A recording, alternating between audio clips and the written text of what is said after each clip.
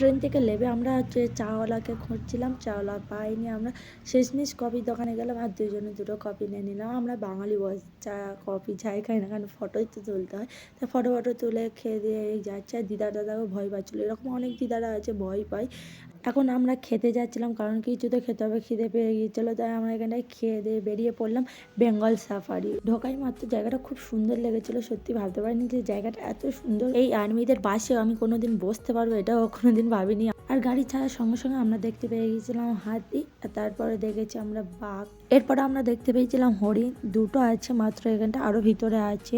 আর এখানে মোর দেখেছি, মৌরি দেখেছি, সব দেখলাম।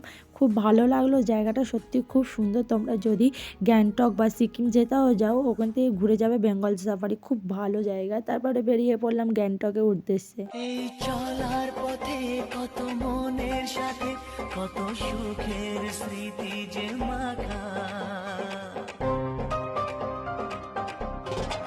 আমরা এখন এসে দাঁড়িয়ে আছি আই লাভ লাভা। এখানটায় ভিউটা না অসাধারণ আসছিল, কি বলবো। ফোনে থেকে কেমন লাগছে জানি না, কিন্তু সামনে থেকে না খুব সুন্দর লাগছিল, খুব সুন্দর।